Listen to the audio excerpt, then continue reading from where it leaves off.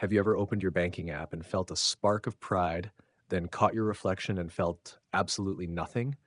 Maybe your savings are growing. Maybe your closet is packed with designer labels. Maybe you upgrade your phone the moment a new one drops. On the outside, it looks like progress. But inside, there's a quiet voice asking, am I actually becoming better? Because while your gadgets depreciate and trends expire, you remain unchanged. No new skills, no deeper knowledge, no sharper mindset. Time moves. You don't. If that thought unsettles you, if you sense you were meant for more but keep spending on comfort instead of growth, then listen carefully. This is the story of a man who had cash in the bank, but bankruptcy in character. And it took one brutal wake up call to teach him about the only investment that never crashes. Stay with me. In a city obsessed with promotions, status, and appearances, there lived a 32-year-old accountant named Daniel. He wasn't struggling. His job paid well enough. His life looked stable from the outside. Each month followed a predictable rhythm. Bills, a small deposit into savings, then rewards. Luxury dinners, a sleek new watch, limited edition sneakers, the newest smartphone before his old one even slowed down. His apartment looked impressive. His wardrobe overflowed. His bank balance felt reassuring. But Daniel?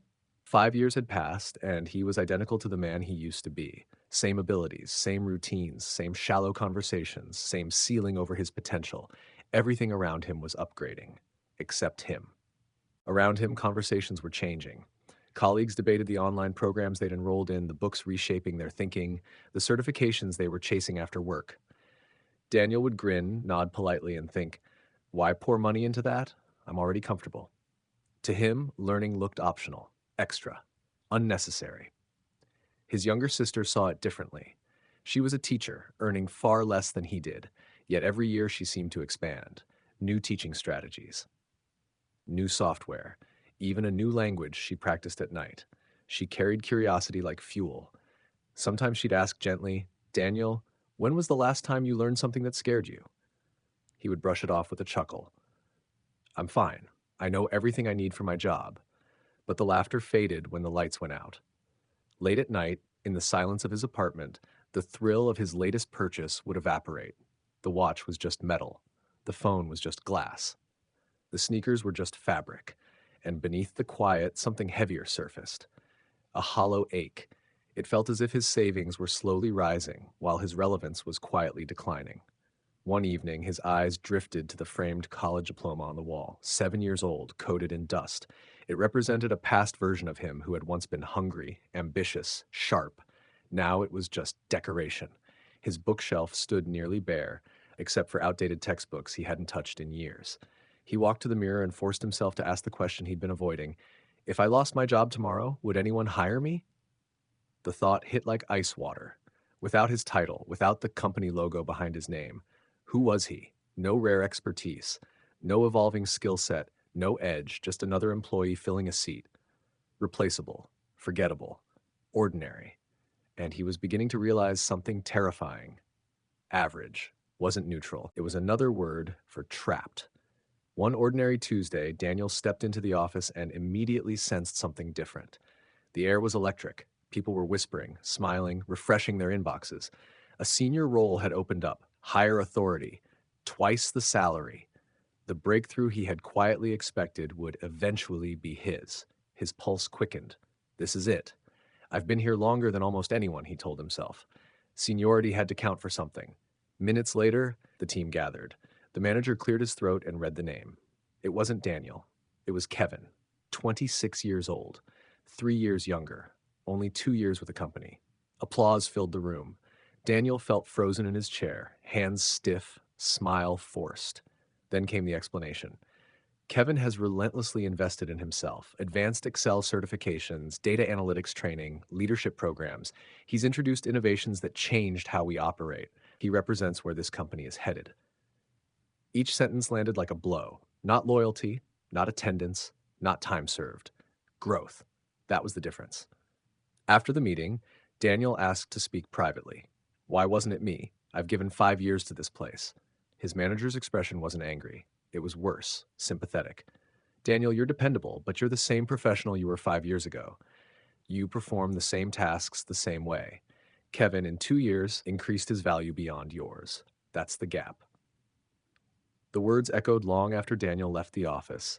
He sat alone in his car, gripping the steering wheel, staring through the windshield without seeing anything. 5 years. 5 years of routine, of clocking in, of collecting paychecks, of rewarding himself with purchases that felt like progress. And yet, a 26-year-old had outpaced him, not through luck, not through connections, but through deliberate self investment. Kevin had upgraded his skills. Daniel had upgraded his lifestyle. That night, sleep refused to come. He lay awake running the numbers in his head. Thousands spent on gadgets now outdated, clothes barely worn, dinners long forgotten. Temporary pleasure, zero lasting return. For the first time, Daniel saw the brutal truth.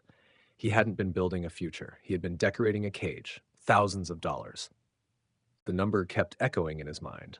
He imagined a different version of himself, the one he could have built if even half that money had gone into courses, mentorships, certifications, books, into sharpening his mind instead of polishing his image. And then the realization struck him like lightning.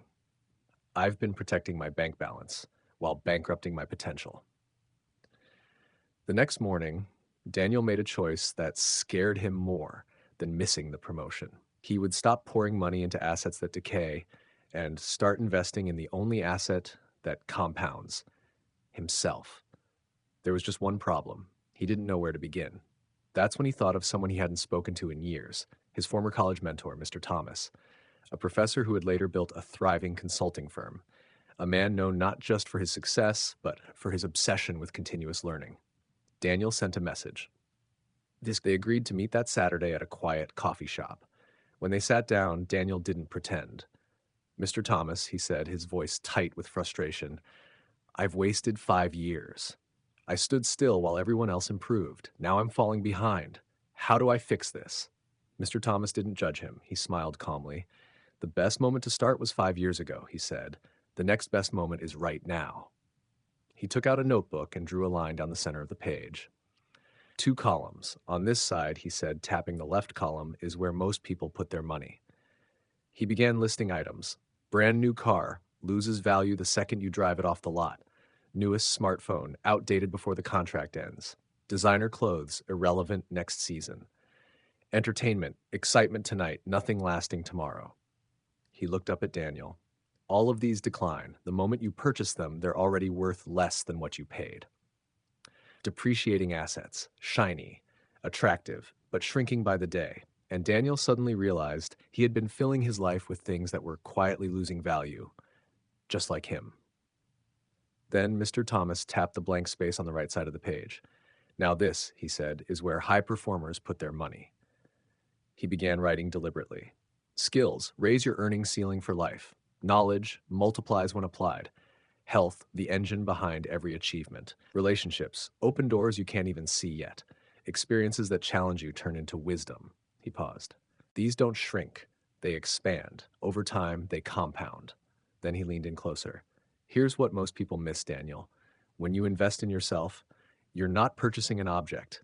You're upgrading the source of every result in your life. He tapped Daniel lightly on the chest. You are the asset. He sketched a quick drawing. Imagine you're a tree. Buying status symbols is like hanging decorations on the branches. They might look impressive, but they don't make the tree stronger. Self-investment? That's feeding the soil, strengthening the roots, thickening the trunk. When the tree grows, the fruit naturally increases. He closed the sketch and flipped to a new page. For the next 6 months, follow this chart, 70 to 20, 10. He wrote the numbers boldly. 70% essentials, your living costs, 20% savings and financial stability, 10% personal growth. He underlined the last number twice. That 10% is mandatory, not optional, not if there's anything left. It comes immediately after necessities. You fund your evolution before you fund entertainment. Then he gave Daniel a clear framework. Each quarter, invest in 3 dimensions. First, skill. Choose one capability that increases your market value. Master it. Second, knowledge. Read. Attend workshops. Learn from people ahead of you. Third, health. Train your body. Improve your nutrition. Protect your mind. Because a drained, unfocused, unhealthy version of you can't produce extraordinary outcomes, no matter how much money sits in your account. He shut the notebook slowly. People will question you, he warned. They'll say, why pay for a course when you could buy something enjoyable? They'll ask, isn't your job enough? They'll tell you to just relax and spend. Then he looked Daniel straight in the eyes, his voice steady and firm. Mr. Thomas held his gaze. 5 years from now, the people who mock discipline will still be standing in the same spot, asking why life feels unfair. But you'll be operating on a level they can't even reach. He let the silence sink in. Every book you ignore, someone else is studying. Every capability you postpone, someone else is sharpening. Every distracted hour you burn, someone else is compounding. He tapped the table once. The marketplace doesn't reward loyalty, it rewards leverage. And leverage comes from what you know, what you can execute, and who you've trained yourself to become. So treat self investment like oxygen, because your future is breathing through it. Daniel walked out of that cafe carrying something he hadn't felt in years: direction. That afternoon, he opened a separate account and titled it Equity in Myself. He moved 10% of his paycheck into it, the same money that would have funded another gadget, another weekend splurge, and enrolled in an advanced data analytics certification. The first month tested him. After work, while colleagues headed to bars and happy hours, Daniel headed home to modules, assignments, and practice data sets. His phone buzzed. Come out. Don't be boring. You work too much. He typed the same reply each time. Not tonight. Building something. They joked about it. He didn't argue. He studied. There were nights he stared at the screen, exhausted, tempted to quit. But a sentence echoed in his mind. While you hesitate, someone else accelerates. By the second month, he expanded the experiment. A gym membership came out of that same 10% fund. 3 workouts a week. At first, it hurt. Then it strengthened him. His posture improved, his thoughts sharpened, his energy stabilized. Discipline in one area began leaking into others. His sister noticed before he did. You look different, she said. Lighter, focused. Daniel smiled. I stopped spending on things, he replied, and started building myself. She hugged him, pride obvious in her voice. By month 3, the first breakthrough arrived. Daniel completed the certification, but he didn't frame it and forget it. He implemented it. He redesigned his team's reporting process, built automated dashboards, and eliminated hours of manual work every single week. The impact was undeniable. His manager called him in. Daniel, his manager looked at the new dashboard, stunned. Daniel, this is outstanding. When did you even learn how to do this? Daniel answered calmly. Recently, I decided to upgrade. For the first time in years, the pride he felt wasn't tied to a purchase. It wasn't something he wore or unboxed. It was something he had built within himself. And he didn't stop there. A $200 public speaking workshop replaced another shopping trip. 3 business books took the place of a weekend of mindless spending. A $100 networking event stood where a luxury accessory once would have. Each decision sharpened him. Clearer thinking, stronger communication, more confidence under pressure. People began noticing. Colleagues started asking for his input. Team members sought his advice. His presence carried weight. 6 months after losing that promotion, opportunity knocked again, but this time from outside. A recruiter reached out on LinkedIn, a senior analyst role. Another company had seen his updated certifications, his project portfolio, his visible commitment to growth. He got the interview. They asked the question that once would have terrified him: what sets you apart from the other candidates? The old Daniel would have said, I'm dependable. I work hard. But that version of him was gone. I invest relentlessly in improvement, he replied. In the last 6 months, I've earned advanced certifications, built automation systems that save my team hours weekly, and developed analytical tools that directly increase efficiency. I'm not the same professional I was half a year ago, and I won't be the same 6 months from now. I grow on purpose. I compound. Silence. Then nods. The offer came quickly. 40% higher salary, stronger title, greater responsibility. But the true win wasn't the paycheck. It was standing in front of the mirror and knowing, without doubt, my value doesn't come from a company name.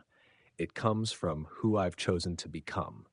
A year later, Daniel crossed paths with Kevin, the same 26-year-old whose promotion had once crushed him. Kevin grinned. I heard you moved into a powerful new role.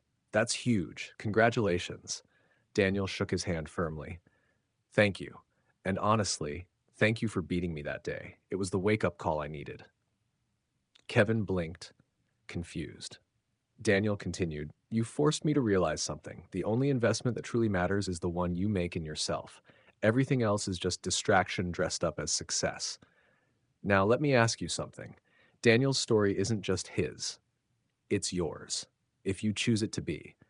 Right now, you're standing at a crossroads. You can keep spending on things that lose value the moment the excitement fades, or you can build the one asset that compounds for life: you. Your skills don't expire. Your knowledge doesn't go out of fashion. Your health doesn't become obsolete. Your wisdom doesn't crash in a recession. Remember this. First, start the 10% rule today, not next month, not after the next paycheck. Today. Put aside 10% of your income and direct it toward growth, a course, a book, coaching, training. Just begin. Second, measure progress, not possessions. Every 3 months, ask yourself, am I more capable than I was last quarter? If you're not improving, you're quietly declining. Third, your future self is watching. 5 years from now, you will either feel gratitude for starting today or frustration for postponing again. So here's your challenge. Look at your last 3 purchases. Did they build who you're becoming or just entertain who you are? Now decide, what is one skill you'll strengthen this month? One area of knowledge you'll deepen? One habit that upgrades your body or mind? Markets collapse, property fluctuates, companies shut down, objects break. But what you learn, what you practice, what you become internally, that cannot be taken. That is the only investment with guaranteed returns. If this message hit you, share it with someone who's spending but not growing. Help them see now before 5 years disappear. And tell me, what are you investing in yourself this month? Let's build a circle of people who choose discipline over distraction, growth over comfort. Remember this: the greatest investment you will ever make doesn't come in a box. It shows up in the mirror. Stop collecting things, start constructing yourself.